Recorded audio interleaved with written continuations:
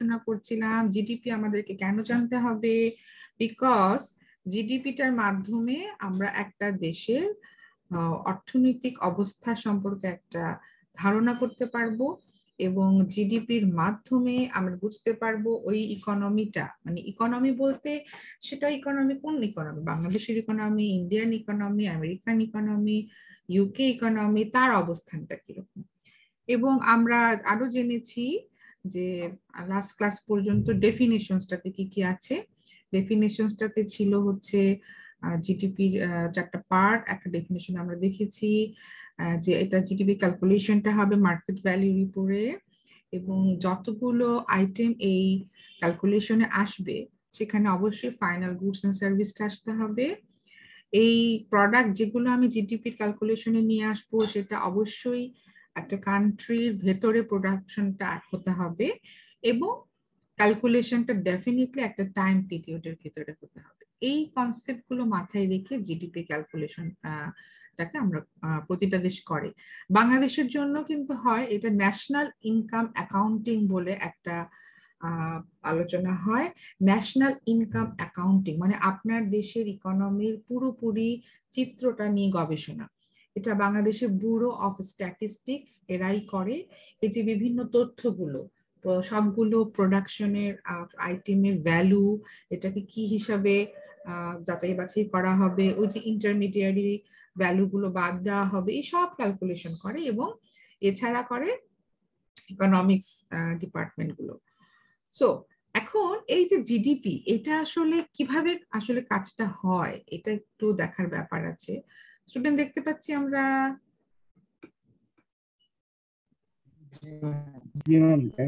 এটা দেখার জন্য, এটা বোঝার জন্য কিছু কনসেপ্ট আপনাদের মাথায় আসতে হবে। একটা টোটাল ইকোনমিতে আসলে প্রোডাকশন যারা করে তারা করে প্রোডাকশন, কিন্তু এই প্রোডাকশনটা শুধু করলেই হয় না, কিছু কনজাম্পশনও করতে হবে। কনজাম্পশন মানে ভোগ করতে হবে, হ্যাঁ। তো মূলত মার্কেটে এই কাজগুলো হয়। এখন জিডিপি বলছে এই ঘটনাটা যারা প্রোডাকশন করছে এবং যারা কনজাম্পশন করছে এরা একটা সার্কুলারের ভিতর দিয়ে চলে। তো সেই সার্কুলারের জিনিসটা জিডিপির ক্ষেত্রে কেন আমাদেরকে বুঝতে হবে, কারণ জিডিপির ক্যালকুলেশনটা যতভাবে হয় তার মধ্যে সবচাইতে সহজ উপায় হচ্ছে এটা এক্সপেন্ডিচার একটা ইকোনমিতে কিভাবে হচ্ছে সেটা নিয়ে আলোচনা করা এবং ইনকাম একটা ইকোনমিতে কিভাবে হচ্ছে সেটা নিয়ে আলোচনা করা। এবং বলা হয়, ধরা হয় দুটো উপায়ের মাধ্যমে জিডিপির যে আসল তথ্যটা বেরিয়ে আসবে সেটা সমান হবে। মানে আপনার খরচ, এই খরচের মাধ্যমে এক্সপেন্ডিচার এর মাধ্যমে জিডিপির যে ক্যালকুলেশনটা তৈরি হবে এবং ইনকাম অথবা আয় এর মাধ্যমে যে জিডিপির ক্যালকুলেশনটা তৈরি হবে, দুটো সেম হবে। তো তাহলে সেটা হয় কিভাবে আমরা একটু দেখি। আমরা এখানে একটা চিত্র দেখতে পাচ্ছি, রাইট? এখানে বলা হচ্ছে, দেখেন প্রথম যে ফিগারটা সেটা হচ্ছে হাউস হোল্ড। আচ্ছা স্টুডেন্টস, আপনাদের যদি এখানে একটু আনক্লিয়ার মনে হয় নিজেদের বইটা একটু ওপেন করেন তাহলেও দেখবেন যে আপনাদের জন্য ইজি হবে। দেখা যাচ্ছে এমনি আপনাদের কি? জি ম্যাম। আচ্ছা তুমি দেখেন এই যে ব্লু কালারের যে কোন চ্যাপ্টারে আমি বইতে খুঁজছি কিন্তু পাচ্ছি না। 4.1 চ্যাপ্টার 4 ওপেন করেন। জি ম্যাম। হ্যাঁ ঠিক আছে। So GDP calculation circular four মাধ্যমে কিভাবে আমরা বুঝতে পারবো, দেখেন একটা ইকোনমিতে জিডিপি আসলে তো আমাদেরকে বুঝতে হবে কতগুলো ভ্যালু আমরা কিভাবে নিব। এখানে দেখেন হাউস হোল্ড বলতে যাদেরকে বোঝানো হচ্ছে তারা হচ্ছে ওই যে আমরা যখন ডিমান্ড সাপ্লাই ক্লিয়ার করে এসেছিলাম তখন কিন্তু আমরা বলেছিলাম হাউস হোল্ডে তারা থাকে যারা কনজিউম করে, মানে কনজিউমাররা। তার মানে কি যারা ইকোনমিতে কোনো একটা জিনিস ভোগ করে, এরা সবাইকে বলা হচ্ছে হাউস হোল্ড। এখন বলা হচ্ছে এই households sell and firms buy. Households কি সেল করে? হাউস হোল্ড তার লেবার সেল করে, হ্যাঁ, এবং ফার্ম সে লেবারটাকে কিনে নেয়, লেবার কিনে নেয়, ক্যাপিটালও কিনে নেয়। যেমন হাউস হোল্ডের অনেক সময় মধ্যে সম্পত্তি থাকে সেটা তারা সেল করে, সেটা কোথায় সেল করে? মার্কেটে সেল করে ইন টার্মস অফ ক্যাপিটাল। সেটা ব্যাংকে জমা পড়ে, ব্যাংক তাদের কাছ থেকে নিয়ে নেয়, তার বিনিময়ে তাকে ইন্টারেস্ট দেয়। ঠিক আছে। আর কি হাউস হাউস সেল করে? সে ল্যান্ড সেল করে, তার নিজস্ব জমি আছে, সেটা সে সেল করে। মানে কি, সে কোনো একটা কনস্ট্রাকশনের জন্য দিল, কোনো একটা বিজনেসের জন্য দিল। মনে করেন, এটা বোঝার জন্য, মনে করেন আপনাদের ওখানে আপনাদের ইউনিভার্সিটিটা, এটা কিন্তু যে মালিক তার জমি ছিল, সেটা ইউনিভার্সিটি করার জন্য দিয়েছে অথবা ভাড়া দিয়েছে। আহ আবার ধরেন আপনাদের ইউনিভার্সিটির উল্টা দিকে স্বপ্ন একটা চেইন শপ আছে, তাই না? তাহলে ওই স্বপ্ন যে জায়গাটায়, ওই জায়গাটার মালিক তো স্বপ্ন নাও হতে পারে, আরেকজন হতে পারে।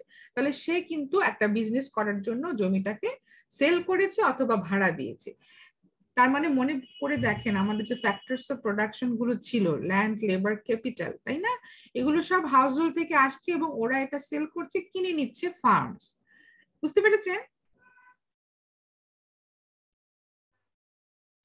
জি ম্যাম। হ্যাঁ। তাহলে হাউস হোল্ড কি করছে? ওরা একটা কনজাম্পশন তৈরি করছে এবং ফার্ম সেটা কিনে নিচ্ছে। আর আরেক দিক থেকে দেখেন, আমাদের যে ইকোনমিতে যে ইনভেস্টমেন্ট গুলো হয়, ইনভেস্টমেন্ট কিভাবে হয়? ফার্মস ইনভেস্ট করে। কি করে? তারা বিভিন্ন কনস্ট্রাকশন করে, বিভিন্ন ব্যবসা দেয়। হ্যাঁ। তো ওইটাকে বলা হচ্ছে আই, এবং কনজাম্পশনকে বলা হচ্ছে সি। ঠিক আছে। আরেক ধরনের খরচ হয়, সেটা হচ্ছে গভর্নমেন্ট করে, সরকার করে। সরকার কি করে? রাস্তাঘাট বানায়, বড় বড় বিল্ডিং বানায়। হ্যাঁ। এইগুলো কিন্তু সরকারের এক ধরনের খরচ। এই খরচটা সরকার কোথা থেকে করে সেটা কি আপনারা জানেন? জনগণের দেওয়া ট্যাক্সের টাকা থেকে। Very good.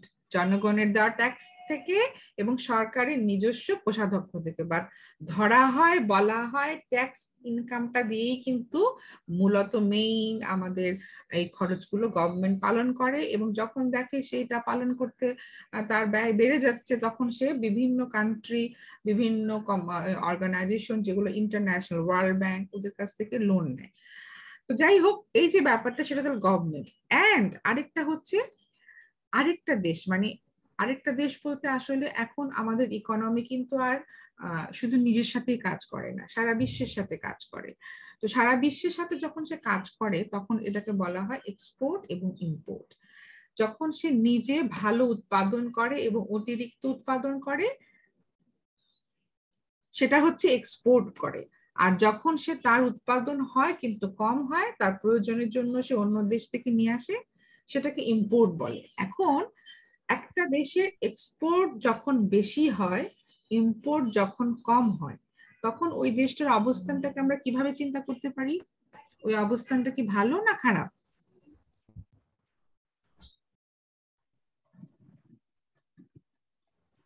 ম্যাম ভালো হবে, হ্যাঁ। উৎপাদন বেশি। আমার ভালো হবে না সেটা, কারণ এক্সপোর্ট যেহেতু বেশি, উৎপাদন এক্স্যাক্টলি। কারণ কি, একটা দেশের প্রোডাকশন যতটুকু করার কথা ছিল তার চাইতে বেশি আছে, দেখি সে আরেকটা দেশে এক্সপোর্ট জি করতে। ম্যাম, বুঝেছি। হ্যাঁ। তার মানে কি, যখন এক্সপোর্ট এবং এক্সপোর্ট বেশি হবে ইম্পোর্টের চাইতে, তখন কিন্তু আপনার ইকোনমির অবস্থা ভালো, তাই না? তো এই জন্য জিডিপিতে এই জিনিসটাকেও কাউন্ট করা হয়। কারণ আগে কিন্তু ছিল মানুষ এক্সপোর্ট ইম্পোর্ট করতো না, হাজার হাজার বছর আগে। বাট এখন প্রত্যেকটা দেশ গ্লোবাল, এবং প্রত্যেকটা দেশ একটা দেশের সাথে আরেকটা দেশের এই এক্সপোর্ট ইম্পোর্টের রিলেশনটা করে। তাই জিডিপির এই সার্কুলার ফ্লোর মাধ্যমে বলা হচ্ছে যে এই কয়েকটা এক্সপেন্ডিচারের ফিগার জিডিপিতে আসবে। প্রথমটাই হচ্ছে হাউসহোল্ড যে কনজাম্পশনটা করছে, এটাকে বলা হচ্ছে সি। সেকেন্ড বলা হচ্ছে ফার্মস যে ইনভেস্টমেন্ট গুলো করছে, এটাকে বলা হচ্ছে আই। এরপরে বলা হচ্ছে গভর্নমেন্ট যে এক্সপেন্ডিচারটা করে, জি। এবং আমার যে নেট এক্সপোর্ট, এটা মানে হচ্ছে এক্সপোর্ট মাইনাস ইম্পোর্ট। তার মানে এক্সপোর্ট যদি ভালো থাকে তাহলে একটা পজিটিভ ফিগার আসবে, আর যদি এক্সপোর্ট খারাপ থাকে, ইম্পোর্ট বেশি থাকে, তাহলে একটা নেগেটিভ ফিগার আসবে। পজিটিভ ফিগার হলে এটা প্লাস হবে, এবং নেগেটিভ ফিগার হলে এটা মাইনাস হবে। এই সবগুলো মিলে c plus i plus g plus x minus n, এটাই হচ্ছে আমার জিডিপির প্রথম ক্যালকুলেশন। বুঝতে পেরেছেন?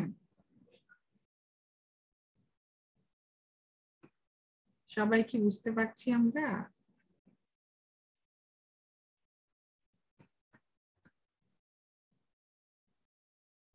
স্টুডেন্টস? জি ম্যাম। ম্যাম। জি ম্যাম, বোঝা জি যায়। ম্যাম।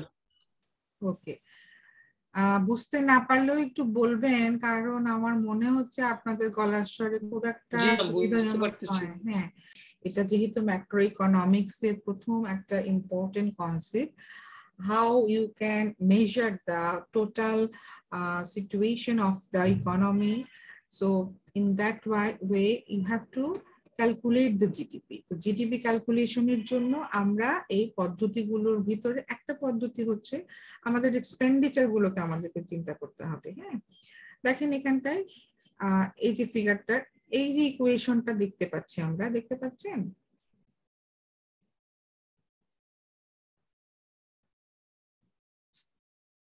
সবাই একটু লিখেন তো খাতার ভিতরে, জিডিপি ইকুয়ালস টু, জি ম্যাম, দেখা যায়। হ্যাঁ, জিডিপি ইকুয়ালস টু লিখেন, GDP equals to c plus i plus g plus x minus m, এই যে ফিগারটা। ওকে, এখন এই পুরো এই ফিগার গুলো হচ্ছে আমার যতগুলো এক্সপেন্ডিচার তার হিসাব। বলা হচ্ছে যে জিডিপি আমি এক্সপেন্ডিচারের মাধ্যমে ক্যালকুলেট করি অথবা ইনকামের মাধ্যমে ক্যালকুলেট করি, দুটোই সেম হবে। তো ইনকামটাকে ডিনোট করা হচ্ছে ওয়াই দিয়ে,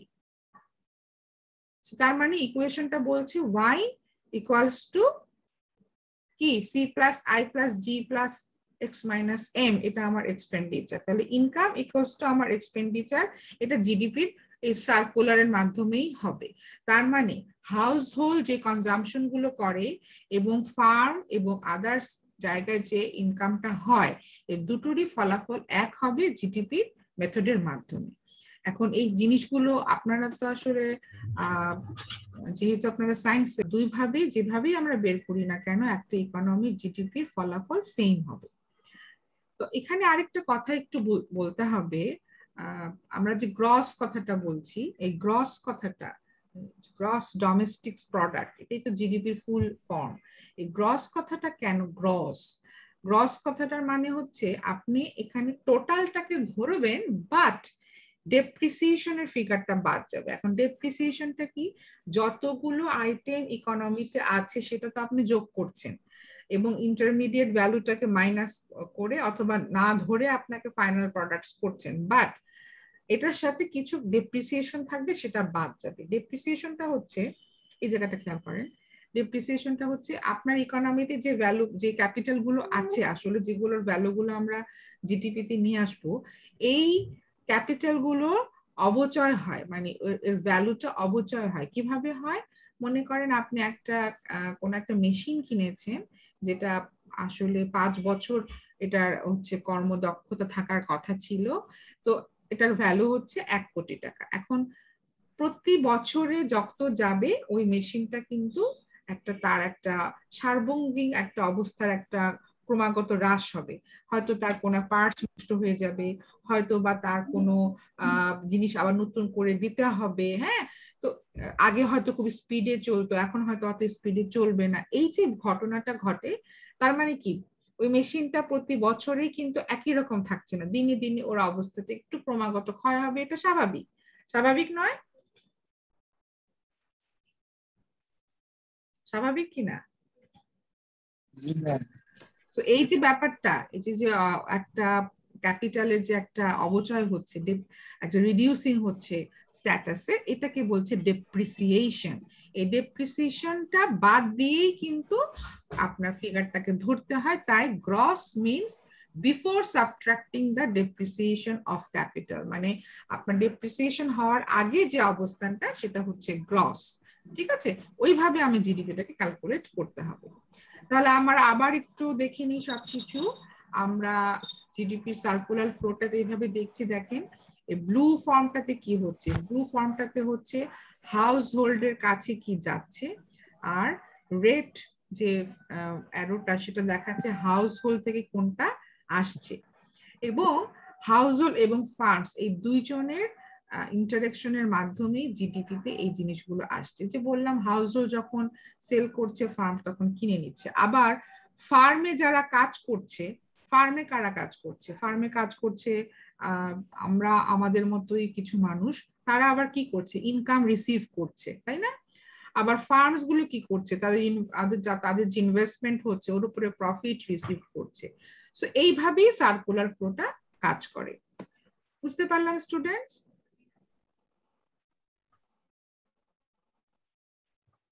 Yes. জি ম্যাম। ওকে, এখন জিডিপির মেজারমেন্ট আমরা এতক্ষণ যেভাবে বললাম সেটা আসলে ম্যাথমেটিক্যালি কিভাবে হয় সেটা একটু দেখবো আমরা।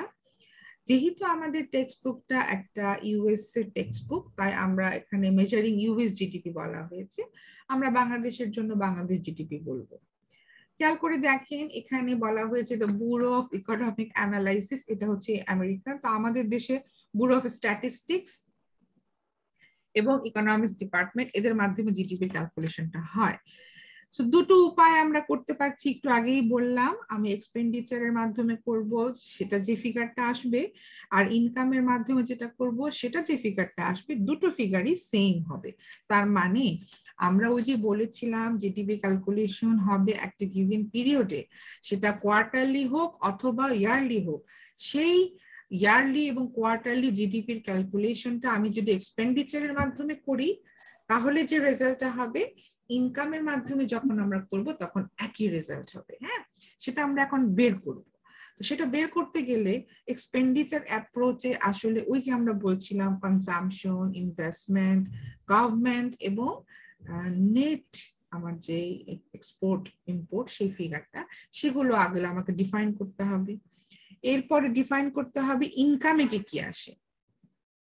ইনকামে কি কি আসে? ইনকাম হতে পারে আমার ল্যান্ড থেকে আমি রেন্ট পাই, ঠিক আছে, আমার ক্যাপিটাল থেকে আমি প্রফিট পাই, ইন্টারেস্ট পাই। হ্যাঁ, এই সমস্ত জিনিসগুলো হচ্ছে ইনকাম। তো এই দুটো ফিগারকে একসাথে করে যখন আমি ভ্যালুগুলো পাবো, তখন হচ্ছে এক্সপেন্ডিচার অ্যাপ্রোচ এবং ইনকাম অ্যাপ্রোচে কিভাবে জিডিপিটা আসবে সেটা বের হবে। তো আমি এখন আপনাদেরকে দুটো দলে ভাগ করে দিব। সেই দুটো দলের দায়িত্ব হবে, প্রথমে এক্সপেন্ডিচার অ্যাপ্রোচের যে ফিগার গুলো, সেটার মাধ্যমে জিডিপি কত বেরোচ্ছে সেটা নিজেরা আলোচনা করবেন। এরপরে ইনকামের মাধ্যমে যে ফিগার গুলো বেরোচ্ছে সেটা কিভাবে বের হচ্ছে সেটা বের করবে। তো আমি এতক্ষণ আমি কিন্তু এক্সপেন্ডিচারের ফিগার গুলো বলেছি, C+I+G এগুলো। ইনকামের ফিগার গুলো আমি আরেকটু ক্লিয়ার করে দিই, তাহলে যারা এটা নিয়ে কাজ করবেন তাদের জন্য সহজ হবে। ইনকামের মাধ্যমে, ইনকামটা আসলে কি? ইনকামটা আমরা মূলত পাই আমাদের ল্যান্ড, লেবার, ক্যাপিটাল, এগুলো যখন আমরা ফার্মের কাছে সেল করি। ল্যান্ডের এগেইনস্টে আমরা রেন্ট পাই, হ্যাঁ, লেবারের এগেইনস্টে আমরা ওয়েজ পাই। এই ফিগার গুলোই ইনকামে আসবে, এই যে দেখেন। হ্যাঁ, সো এবং তার সাথে আবার আপনাদের হচ্ছে ব্যবসাটা কিরকম। ব্যবসা যদি হয় পার্সোনাল ব্যবসা, যেটা হচ্ছে একজন মানুষ মাত্র চালায়, তারা হচ্ছে প্রোপ্রাইটার। হ্যাঁ, আবার হচ্ছে যদি হয় সেটা কোনো ক্যাপিটাল, বড় কোম্পানি, তার হচ্ছে কর্পোরেট প্রফিট। এই ফিগার গুলো হচ্ছে এইখানে আছে। দ্যাট মিনস প্রথম টেবিলটা হচ্ছে আমার এক্সপেন্ডিচারের ফিগার, সেকেন্ড টেবিলটা হচ্ছে আমার ইনকামের ফিগার। তার মানে একটা ইকোনমিতে আমার যত রকমের এক্সপেন্ডিচার হবে তার মাধ্যমে আমার যে জিডিপিটা বের হবে, এবং একটা ইকোনমিতে আমার হাউস হোল্ড যত রকমের ইনকাম করবে তার সাথে যে জিডিপিটা হবে সেটা সেম হবে। সো সেই কাজটাই আপনারা এখন দুটো গ্রুপে করবেন। বুঝতে পেরেছেন? করানোর কি একটা টোটাল ইকোনমিতে হাউস হোল্ড যে পরিমাণ কনজাম্পশন করে, ফার্মস যে পরিমাণের ইনভেস্ট করে, গভর্নমেন্ট যে পরিমাণের এক্সপেন্ডিচার করে, এবং নেট এক্সপোর্ট আমাদের যেটা হয়, এই সবগুলোর মাধ্যমে এক্সপেন্ডিচার আমি অ্যাপ্রোচটা দিয়ে একটা জিডিপি ফিগার বের করতে পারবো। আমাদের বইয়ে যে ফিগার গুলো আছে সেটা ইউএস ইকোনমিক ফিগার, কিন্তু তারপরে এটাকে আমরা ধরে নিতে পারি এটা বাংলাদেশি টাকায় হতে পারে। আবার ইনকাম যে হয় ল্যান্ড, লেবার, ক্যাপিটাল, এন্টারপ্রেনারশিপ, এর মাধ্যমে কি হয়, এই ফ্যাক্টরস অফ প্রোডাকশন গুলো হচ্ছে হাউস হোল্ডরা ওন করে। এগুলোকে যখন তারা ফার্মের কাছে সেল করে তখন তারা কি করে, আসলে এর এগেইনস্টে ওদের ইনকাম হয়। এই টোটাল ইনকামটা, ইকোনমি টোটাল ইনকামটাকে যোগ করেও আমরা জিডিপি বের করতে পারবো। তাহলে এই ইনকাম গুলো কি হয়, ল্যান্ড থেকে আপনি রেন্ট পাবেন, তাই না, আপনার ব্যবসা থেকে আপনি প্রফিট পাবেন, হ্যাঁ, তারপরে আপনার হচ্ছে নিজস্ব যদি কোনো ব্যবসা থাকে সেখান থেকেও আপনি ইনকাম পাবেন, প্রপাইটার্স এর ইনকাম পাবেন। এই জিনিসগুলো সব যোগ করার পরে আপনার হবে একটা ইনকাম, ইকোনমির একটা ইনকাম। টোটাল ইনকামটা দিয়েও আমি জিডিপি ক্যালকুলেট করতে পারবো। এখন আপনাদেরকে আমি ব্রেকআপট্রমে দিব, যাদেরকে আমি এক্সপেন্ডিচার অ্যাপ্রোচ দিব তারা বের করবেন আমাদের এক্সপেন্ডিচারের ফিগার গুলো কিভাবে কাজ করছে, দেখুন জিডিপি কত হলো।